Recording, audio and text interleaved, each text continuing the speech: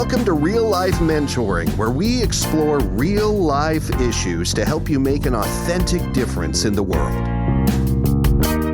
Well, hi, it's Chris and Christina with Real Life Mentoring Podcast. Just as a reminder, we train and equip adults to become holistic, effective mentors in the church and business, impacting individuals, families, and communities into the next generation. That's why we have a guest today. And Chris, I'm going to let you set up who he is. This is John Crane, Senator John Crane. So, John, you were a senator in Indiana for how many years and what time frame? For 8 years. I first got elected in 2016, and then I voluntarily term limited myself and chose not to run for re-election in 2024. So I served 2 full terms in the Indiana legislature in the Senate. Okay. Well, I was on a webinar about a month ago that you were leading, and you were talking about aspects of leadership, and some things you said really resonated with me, but your character also came through in how you spoke. And that's what intrigued me to want to reach out to you and have you on our podcast. So we have some questions that we want to ask you today, but then what you just said a moment ago, that you chose to end your own political career that way, I'd be interested in finding out how you came to that decision, because people are always making decisions, important decisions that impact a lot of people. And how did you come to do that? So that's something I'd love to ask you. That's the big question that everybody asks. Why did you do that? It is, first of all, such a pleasure to be able to join you both on the podcast today. And I look forward to our conversation about leadership. That's a real passion of mine, and actually played a direct role in my ultimate decision.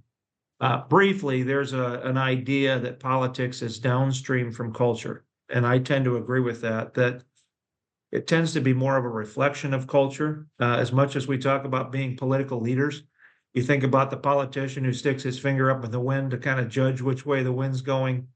Our human nature being what it is, many political leaders are actually political followers, because you're trying to gauge what your constituency is looking for. And so I think politics is more of a reflection. I think it is downstream from culture, but it begs the question, then what is upstream? And from my vantage point, what is upstream is the war of worldviews, or the battle for what I call thought leadership supremacy. Like, the leaders upstream are the ones that are going to have significant influence downstream. And I'm privileged, in addition to other leadership roles that I have, to serve on the National Board of Directors for the Colson Center for Christian Worldview. And so we have these conversations all the time, because it's hugely impactful in terms of worldview implications downstream. And that's where the church sits. Whether she realizes it or not, the church is right in the middle of that entire tension. And so for me, I felt called to serve in the Senate. Absolutely. If we had more time, I'd go into that. But essentially, God called me into this. I come from a very political family, actually, on my dad's side, and have a couple of uncles that served in the United States Congress. I have one who ran for president in 1980. And so people assumed this was what I was going to do, and I didn't necessarily assume that, but felt called to do it for a season. And when I came up for re-election in 2020, we were praying and asking God, do you want us to continue, or have you released me from this tour of duty? Did not feel released at that point. So we ran for re-election, then began to feel a different kind of stirring. My real passion is leadership development. And so as we moved closer to 2020, I went through that same process, and at this point felt a release to continue the work we've been doing upstream. It's not that being in politics is not important. It's really important. We need good leaders. We need biblically grounded leaders in that cultural space. But the question became, is that the best use of my best giftedness, the things that I'm passionate about and best at? And the more I reflected on that, the more I realized that the job responsibilities of being a senator became so all-consuming that all of my worldview efforts, all of our leadership development efforts, which we've been doing for 25 years, had turned into a side hustle. And so we were still doing that, but to me, it was like, I want to be where I can absolutely max out. So I announced publicly that I wasn't running for reelection, that I was term limiting myself. I shocked a lot of people because it came out of the blue for them, even though we'd been processing it. And then, of course, people say, why? And it gives me the chance to give this answer. And the more I unpack it, and if people know me, they go, oh, that makes sense, good for you, Some of them say congratulations because they know how hard it is in the political space. But really, that's what was the frame of mind that went into that decision. I don't regret it. I regret leaving some of my colleagues. You kind of lock arms with some really good people.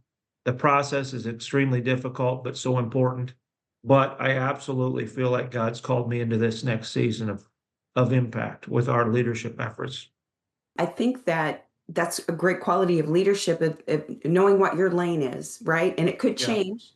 God could go, no, I want you here, but knowing this doesn't fit, so this has to go, and I'm going to run in this lane. Talk a little bit about leadership as a legacy, as you did in the webinar. Can you speak into that a little bit? Yeah, absolutely. That was another part of this whole thing, not just conceptually, but in terms of some of the circumstances that were happening in my life at the time. I had already begun to sense the stirring. And if you know anything about politics, if you're going to be responsible in making those decisions, you have to set a pretty long runway, because what it required then was, I'm now moving from a safe seat that I've served in to creating some upheaval, which is going to require a primary election. Okay. Otherwise, the primary would be a non-issue and everybody'd be focused on the general. Well, the primary in Indiana is in May. And so I knew that I needed to make my decision with at least a year in advance so that whoever was thinking about running now has time to actually put a campaign together. So in late 2022, we began to really make that decision internally. I began to have some key conversations. But in January of 2023, my father passed away at age 86. In fact, it was his 86th birthday, and he lived a long, good life that was focused on the Lord and trying to leverage his influence. And so we began to think about legacy. Well, the other thing that happened in March of 2023 is I turned 50. And so all of a sudden, you're beginning to realize that most of your life is in the rear view. And you begin to think about, okay, how many years do I have left? And Lord willing, if God gives me good health, I might have 20 good solid years. Maybe I'll live another 30 years, but 20 solid years. And it's like, all right, how can I leverage this in the best way? So to your point about legacy, one of the big things that I often challenge leaders in is, if you could attend your own funeral, what would you want people to say about you? Well, of course, we all want people to say all the positives, and that's typically what we hear. Even if the guy was a bum, you still try to figure out some positive things to say about him at his funeral. And so we want people to reflect on us positively. Well, it begs the question then, what are you doing today to become that kind of person, that kind of leader that will be described at your funeral? Because the reality is, as I tell leaders, we're all building a brand for good or for ill. Every single day, it's an accumulation of all the different decisions we've made, all the different interactions we've had, all the different attitudes that we've expressed. All these things have created this reputation that we have in the minds of others. And so every day we're actually writing our eulogy, because there will come a point when we will be at the end of our life and people will be reflecting on that. So it's intended not to be morbid, but actually to create an increased sense of urgency that, every day God's given us this gift of the hours that we have. How are we leveraging that? That resonates with me. We each have a brand. How would you describe your brand currently? Well, that's a great question. Is that fair to ask all the you time on the to spur of other the people. moment? I don't know that anybody has ever asked me what I think my brand is. I'll tell you what I hope my brand is. Okay. And I try to be very intentional about that. Let me start by saying I am not perfect. I think I have a positive public brand. We need to cancel this interview then. If you're not perfect, Yeah, we right. can't talk to you. Exactly. You only take perfect guests. Yeah. Oh, I didn't qualify, but I think I have a generally positive brand. Obviously, in politics, all the decisions you're required to make, there's going to be people that like you and people that don't. That's just the nature of the business. But in terms of me, John Crane, as a leader in our community and in our church and all these things, I think my brand is very sound. My hope is that people will see me as somebody who is very intentional, somebody who's trying to be on mission every day, somebody who is maybe has accomplished some things, but isn't allowing that to feed my ego. Because one of the other things that we talk about all the time is that titles are just tools, Mm. right? Titles are not necessarily our identity. And it's very easy in the political space, especially when you're a senator or you're some kind of high profile person, to assume that this now is who you are and everybody should bow accordingly. And I've seen that far too many times where we allow our humanness and our ego to get in the way of service. We give lip service to service, but in terms of how we act, we kind of walk around with this posture that is understandable because we're sinful humans, but it's a turnoff to people. Nobody likes that guy, right? And so my hope is that for all the good that I've done or the things that I've accomplished, people will see me as a friend. People will see me as a confidant. People will see me as somebody who's thoughtful in terms of how we think about the issues and how we interact. People will see me as somebody who's principled and tries to live according to my biblical worldview framework. And where needed, the people will see me as somebody who's courageous, willing to show up, willing to stand up, willing to speak up in those moments when it's required. And all of those things are kind of some of the principles that we try to share with others because we need a world that are those kinds of people. And so we've tried to model that with our kids and get farther into the community. I hope that that's what people think of me. I don't know. I've never actually sat down with them and said, hey, what would you say my brand is? But my hope is that it's that kind of brand. Well, I would say your brand came across enough to me, how you described it, that I Yeah. saw humility. And I'm not just saying that. I heard it and I felt it. And I thought, I want this guy on our podcast if he's willing to. Well, So thank you. your brand came across to a total stranger in Good. a Well, that's setting good. in a That setting, encourages John. me, right? Because it's easy in politics to manufacture an image, Sure. right? I could do like fake humility so that everybody thinks I'm humble, but in reality, I'm not. I don't want to, right? Because at the end of the day, our model is following the example of Christ and to do the best we can fallibly to try to model that for other people so that the brand of Christ and Christianity is positive, is inviting. We can win hearts and minds. And it starts with us, right? Leadership starts in the mirror and then goes from there. I am interested. You said at 50, your dad passes away. You have this milestone birthday. For me, that started, we had a grandson. He's a little over a year Okay. old. And my thoughts are, Congratulations. thank you. He's the squishiest blessing I've ever had. But Wow. my thoughts, and we have had more and more conversations about when he's 5, when he's 15, when he gets married, I want him to know these things. I started to journal with praying specific prayers so that when I'm gone, he looks back and has that marker, that intentionality. I've tried to serve the Lord and really be intentional, but it ramped up the minute that little boy came into our lives. So Mhm. how would you tell leaders in their 30s to live for legacy? And John, Well, I'd like to add this go as ahead. well. Yeah, We get involved in real life and it's difficult sometimes, many sure. times. So That's right. I want to build a legacy. I want to be successful. I want to move forward and have a good family. And then these things hit me. This happens to people all the Mhm. time and they Mhm. get knocked down. And what Christina said, and how have you managed to stay above ground that you not just stay above ground, but you actually are able to help others become leaders? Well, those are great questions, and I think they're interrelated, right? Recognizing that real life hits us. It's a dynamic life going on in real time. So we've got to make adjustments, but the adjustments in my mind are relative to the target. And that's the point that you're making, Christina, Mhm. which is enhanced when we have our own kids and Mhm. grandkids, when the next generation shows up and all of a sudden you begin to realize, like, oh my goodness, I knew I had to be responsible before, but now I really do because I've got this little tiny human Yeah. that if left to themselves would not survive. And I mean physically, mentally, emotionally, spiritually, on every level. Every And level. so, wow, now I've got to figure out what to do. And I'm not a grandparent yet. My oldest son is married, so maybe we will be soon. But it happened when I was a parent.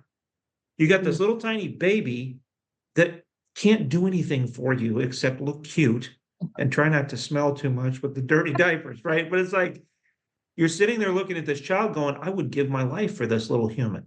And Hmm. that's a God ordained thing. I tell people all the time, would I take a bullet for my family? Absolutely. Would I get up to go do the dishes during the fourth quarter of the Pacers OKC game? Uh, right? No. Like, can we talk? Can we negotiate? I'll try to do it at halftime, and I'll try to, right? Like, it's that real time stuff that gets difficult. But it starts with the goal. So one of the things that I share with people all the time, especially young people, but it applies to all of us, is it's never too soon to Mm. start taking your leadership seriously. I think that's part of the process of moving young people into adulthood is they begin to realize there is a much bigger, scarier world out there that my elders have been protecting me from. And at some point, we begin to pull that veneer off and step into the larger world.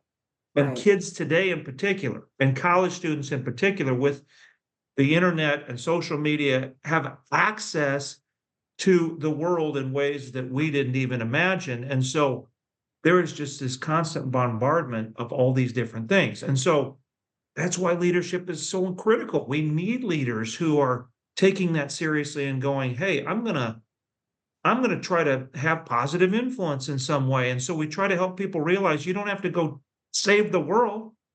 Just worry about trying to focus on your little corner of it and see who it is that you can bring goodwill to. But it Mm. starts with having that target, and then that target stays out there. And then we try to make those adjustments when real time things happen that might push us off course or get us distracted. That's great.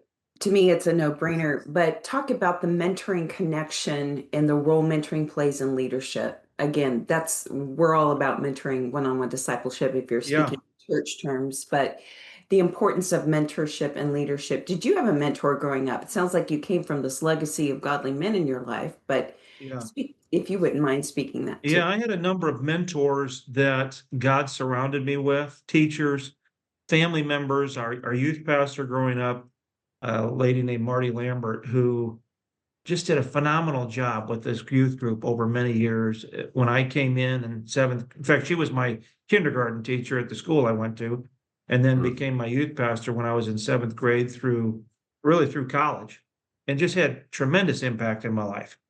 And scout leaders, who maybe aren't always coming from a Christian orientation, but are teaching you character and value and life skills and all these things. Mhm. And so to me, I heard somebody say once that the truest sign of leadership is not how many people you can lead, but how many leaders you can create.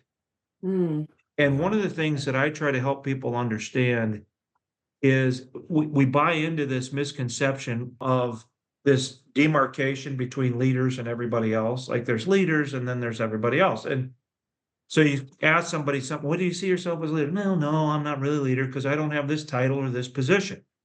Our definition of leadership is intentional influence, which Mm. means that leadership is a choice. So I don't see the world as leaders and non-leaders. Are leaders born or made and all that? I Okay. simply see the world as leaders and potential leaders Mm. because every single one of us has the potential to make that choice to say, I want to have some influence. And what that means is exactly the point that you're raising, Christina, that we aren't necessarily, all called to lead some massive movement, right? We all tend to measure our success based on numbers. What it means is faithfulness. Yeah. Do I have the ability to be able to have influence with the person across the table from me at a meal, in the cafeteria at school, if I'm Mm. having coffee with a colleague or a friend? if I'm serving in some way? Can I have influence with that person? Is there just one thing I might be able to share with them that can help them out a little bit? Mm, That to me embodies mentoring, but it starts with this on mission mindset, which is incorporated into this kind of on mission mentoring. yeah. Like every person I come in contact with, is there some way that I can help teach them, impact them, help them experience something that maybe they haven't experienced, or think about something that they haven't thought about, so that they walk away going, oh, wow. And if I do it with a servant's heart and a level of humility, hopefully, if there's opportunity, they'll want to circle back, Mm, because in their head, they go, I like them. They might not consciously put all that together. I want to spend more time with them. And mhm. it gives you an opportunity to continue to pour into people's lives. So to me, leadership and mentoring go hand in hand, but it has to start with, do I have that proactive on mission mindset to say, I am going to make the choice to influence people regardless of who they are or what our particular environmental circumstances might be. In our curriculum, we talk about the characteristics of a mentor. And the first thing we say is mentors are intentional. Like good Right. relationships don't happen by accident, they're Right. intentional. And so that really speaks into what you're saying. You called yourself intentional earlier. Do you realize you said that? Yes, I It's part try of to the live plans. intentionally. I don't always do it. I have That, my targets, well, whether or that's not I good. hit them, that, like some days are better than others. But I do firmly believe that every day we have is a gift from God, and it's one day closer to the end. Mm, Well, Right? And so you're going, man, okay, how do I maximize this? And it doesn't mean that I have to pull all-nighters and keep grinding. Part of that is I've got to have balance, I've got to have margin, I've got to have some fun along the way, right? God created a world that, as he says in Genesis 1, it was good. And so there's mm. a lot of good things to experience, but it's trying to make sure that every day you're living on mission, you're being purposeful in the things that you do and the interactions you have, the people that you try to connect with, and so forth. John, you may have gotten this in perspective, or people may see you this way at times. You're in a position of leadership. You're a senator, and now you're leading. Is it a coaching business that you're leading? Coaching is part of it. It's called Okay. JBC Leadership Strategies. And so we do a lot of leadership training, consulting. I do a lot of speaking, get on podcasts like this, and do some things internationally, speaking at different conferences and things like that. So it's a combination of all of that. The reason I ask that is this: people can make the assumption you've got it all figured out, you're good to go. All right. And this is with us as being mentors, and we train people to be mentors. That is what we do for a living. That's our career. And the assumption can be made you've got it all figured out. And obviously we don't, but would you mind sharing for the audience, especially the men out there, because men are battled so in so many ways. I've got to support the family. I've got to lead here. I've got to do this. And if you've not had someone who've come alongside of you to do that, I didn't have that.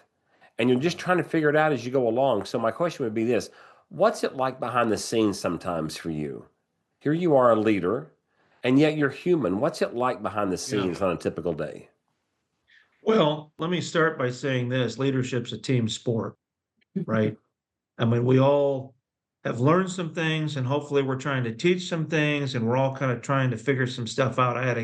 We did a leadership summit here in Indianapolis over the weekend at Butler University and brought in high school and college students. And afterward, one of the kids had a flat tire, and this other kid who's in college came out and was checking the tire on how to find the leak using dish soap.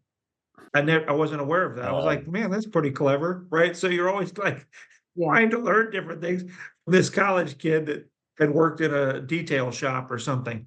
But to me, behind the scenes is continuing to take care of yourself first, right? Like if I want to lead other people well, I've got to learn to lead myself well. That means the disciplines. It's got to be spiritual disciplines. Am I getting grounded in the word of God in a time of prayer? Am I doing daily devotions? It's the physical disciplines. Am I taking care of my body to the best of my ability, particularly as I get older and my metabolism slows down, you know? It's relationally with my wife, with our kids, with my daughter-in-law and friends and other people and so forth. Like all these different areas that I've got to get focused in on so that I'm not depleted. Because if I'm depleted, I've got nothing to give. I can barely survive. I'm tired or I'm overweight or I'm not, locked in the way I need to be spiritually and I'm struggling with addiction or temptation or whatever. So I've got to start here. But secondly, God doesn't call us to walk this path alone. And as you talked about, Chris, men, I can absolutely relate to the fact that we have all of this burden of responsibility that's been thrust on our shoulders to be the breadwinner or to be a good leader for our families and to be the point man for all the things that life brings and to be that sheepdog, that guardian, right, to try to protect the ones that I care about and protect my community and all that. It is a heavy lift.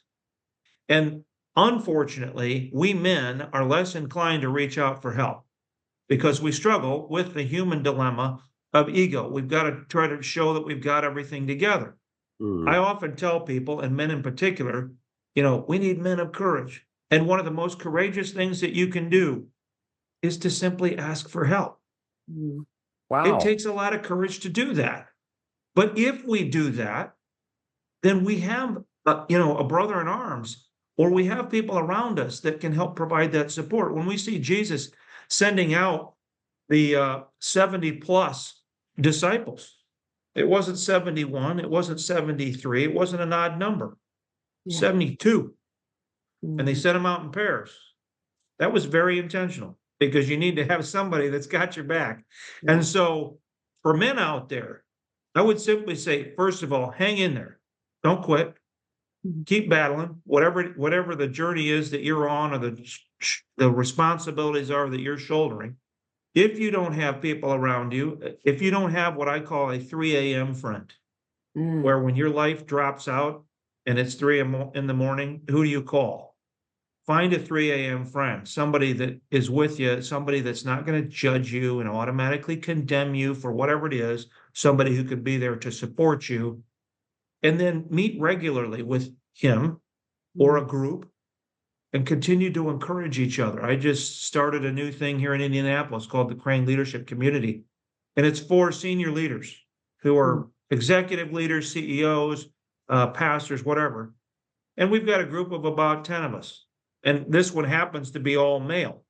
So we met a few weeks ago and people all walked out. We only met for a couple hours. People all walked out of there like, oh my goodness, this was so helpful. Yeah. Because you just have some people that are walking that journey the way you are. And so we've got to have that courage to ask for help, realize that that leadership is a team sport, and then just keep hiking. I've hiked about 1,000 miles of the Appalachian Trail. I've taken my boys out there. They've hiked hundreds of miles, and one of the things they heard me say often is, the trail does not hike itself. Mhm. You've got to put one foot in front of the other, and whether you got a mountain in front of you or a valley, you got to keep going. John, I'm wondering, part of your brand, as you call it, are you the guy that comes into a setting and you, through your presence and the things you say, you open up the door for people to kind of exhale and open up their hearts and minds to you? That's my hope. That's my hope. I mean, when we were in the political world, obviously everybody's kind of walking on pins and needles, and you don't want to, get on the wrong side of the leadership because you got bills you're trying to pass and all this stuff. And we had a few times where we had some hard conversations. I mean, we had to have some internal conversations that were really tough. And I remember one, I won't go into the details, but it was hugely significant. So we were all gathered in the room where we have those conversations, the caucus room. And I remember prior to that, before I went to the State House, I was out mowing our yard. We've got about 3 acres. I'm out there on my zero turn, like tooling along, thinking about all these different things and praying about what we were going to have to talk about. And I realized, man, this is going to be tough. And Mhm. nobody's going to want to get honest because the senior leader's in the room. And the senior leader in this particular case had something to do with the problem we were having to deal with.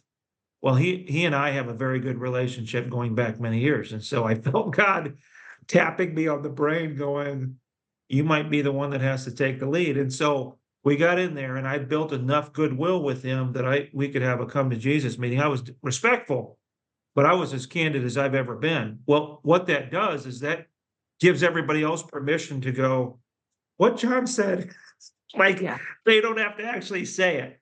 And so that's part of being that guardian leader where it's like, look, I'll take the hit. I don't mind, but that'll give you some cover and you can know that we've got your back. To your point, Chris, I think that's huge. One of the best things that a leader can do, especially in a small group setting, is go first.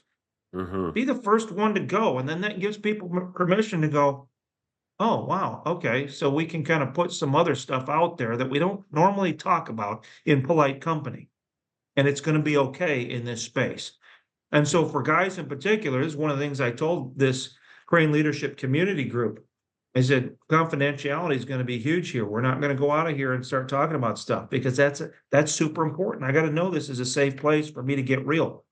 Because if we buy into the lie that I've got enough strength, I've got enough willpower, I've got enough brain cells to figure this out on my own, then we isolate and that becomes the devil's playground. And so I've walked down that path far too many times over many years and hopefully figured out a few things along the way. And one of those is to go, I got to loop some other people in my life so that we can lock arms together. I was going to, Isolation is actually an ugly, ugly thing. It Yeah, really is. but I very was tempting, right? Sure, it is. So it's a challenge. with our work, we mentor lots of leaders, and I hear them talk about the loneliness at the top, how lonely it is Yep. at the top. And so I appreciate exactly what you said.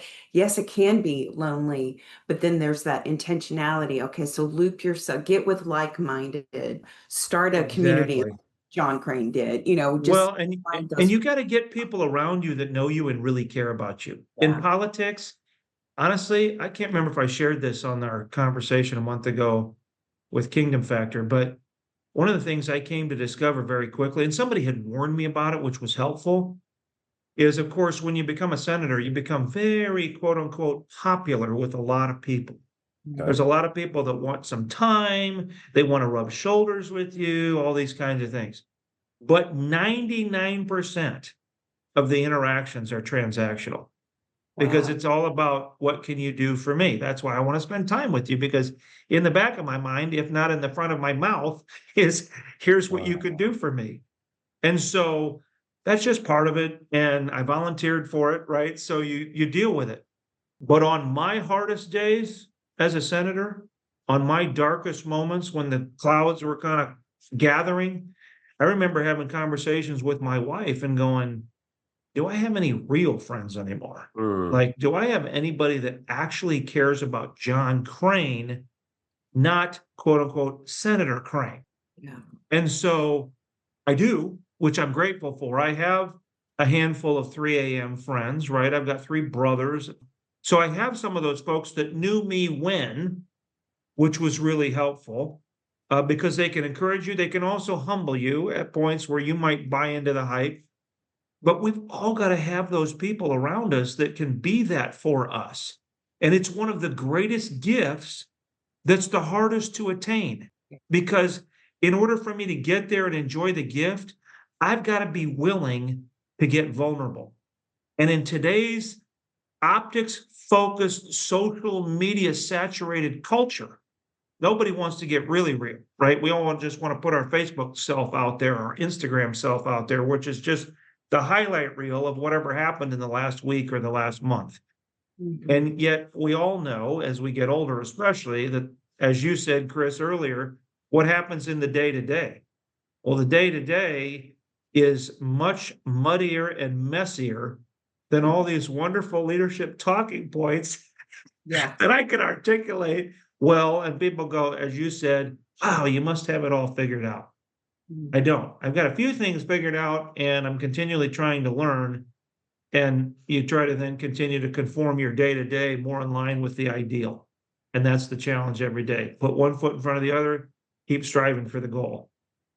I was just going to say, as we wrap up, Chris, are there any thoughts, questions you want to address? There are several we don't have time for, I realize. We'll have to do a part two, I guess. Yeah. The here's the reality. I tell guys, and I'm going to start mentoring them. I tell them, look, I'm not going to talk about the weather with you. If you want to do that, there's anybody on the planet can do that pretty much. We're going to get real, but we're going to keep it confidential. And I can continue to find when a guy has a safe place, and it is the same thing for women, but with men where he can be vulnerable, he can exhale, and he can feel valued and cared about by me being in front of him. And so we're going to talk about everything under the sun at some point. And so with our mentoring, you may have seen that. So we take the holistic approach. And that's something that was never done for me.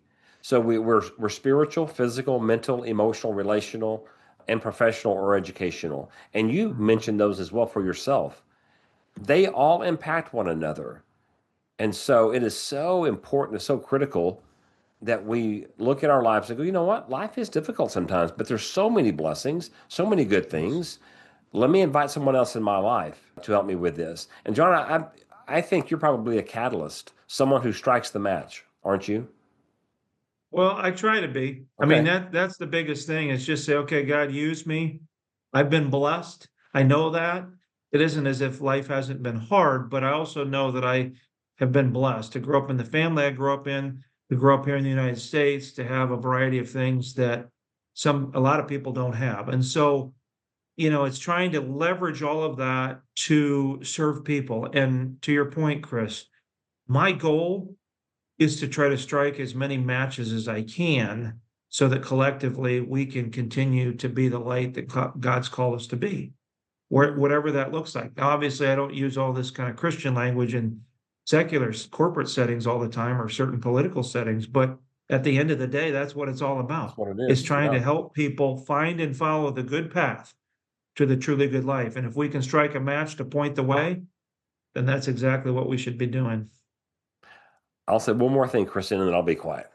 Okay. I really like what resonates with me so much of this, but realizing that we each have a brand, and it may be really a bad brand we're not even aware of. And Mhm. with our listeners, I want them to think about, okay, I have a brand. It's good. It's okay. It's bad. I want it to be really good. Mhm. What are people, not just what they're going to say, but what do they see? How are they influenced by me? And Mhm. so I have an opportunity as a mentor to help a man. Let's look at your brand. You tell me what you think your brand is, and I want to tell you what I'm seeing and hearing. Mhm. Let's really look at this because you have the opportunity to influence people for good or bad. So I love that today that we each have a brand. So I want to thank you for that. Yeah, you bet. And that's really the thing, right? So we've made some decisions. I know with some people, I may have a less than positive brand. And some of it is simply circumstance, and some of it is bad choices I've made or things that I did a year ago or years ago that they've always remembered, or whatever. So one of the things that I try to help people understand is if you haven't built the best brand, it's never too late. And one of the Never. best things that you can do is simply incorporate within yourself and verbalize on a regular basis a simple question, which is, how can I help you? If you start asking that and you consistently ask that and people start taking you seriously and you start adding value, you will quickly redeem that brand regardless of what it was before. Mm. John, one of the tools we have is we ask someone, I want you to look at these 6 areas, the spiritual, physical, and so on. Mhm. I want you to choose one and tell me how you would rate yourself. Then we ask, why Mm. would you rate yourself there? All right. So what do you think needs to happen in order for you to rate yourself higher in that down the road? And because Yeah, those things actually build brand. Okay. absolutely. That's exactly right. And then we say, what's one thing, not what's the whole strategy? Yeah, What's one thing exactly. you do after this meeting? Yeah. Yeah, I used to be that guy too. Like, I need to do this and I need to do that and I need to do this. And it becomes this avalanche of discouragement. And so then And I nothing gets read, done. yeah, and I read Atomic Habits by James Clear, and that helped me simplify things. Like, if you Mm. can just get 1% better, it's like, okay, I think I could do that. Okay, so tell the listener if they want to know more about you and about your leadership development strategy organization, give us all your contact info. Yeah, great. Thank you so much. Love this conversation. This is awesome. We'll have to do it again. If people want to reach out to me, the best way to do that is to look me up on our website, which is craneleadership.org, CRANE, leadership.org.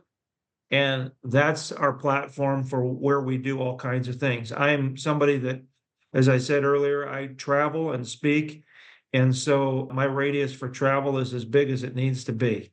So if you got listeners that would like to have me come and speak or do a training or anything like that, I'd be happy to do that. As you mentioned, Chris, we do some coaching and consulting. All the things that we do are in kind of three sectors. One is the business professional space, one is the political government space, and then one is the nonprofit church space, which is kind of a combination of my life journey. And so if you have leaders in those spaces, they can come find us at craneleadership.org. Again, if people want me to come and speak, there's a speaking request form that they can fill out. It's very simple. And if they want to get a hold of me directly, my email address is john, John, at craneleadership.org. Feel free to send an email, and I'd love to follow up with folks if they're interested in having me come and help. Well, while we've been recording this, I've got in touch with some people in Oklahoma City, and they want to have you come speak to a leadership group and give you an NBA t-shirt that we won the Pacers. I would be willing to suffer through that just to come out to OKC. I love Oklahoma. John, we just thank you so much for your time, and just it's great to see the way we go. Oh yeah, that ticks our boxes. Those are our DNA as well. So we really thank you. And listener, we'll give you the transcript and information. We do want to tell you that today is brought to you by Shelter Insurance, the Aaron Reese Agency. His agency offers auto, home, life, business insurance, and they strive to build, get ready for it, real life relationships with all of their customers. To contact them, it's ARUIZ@shelterinsurance.com. Give them a shout. Thank you so much for listening today to Real Life Mentoring Podcast.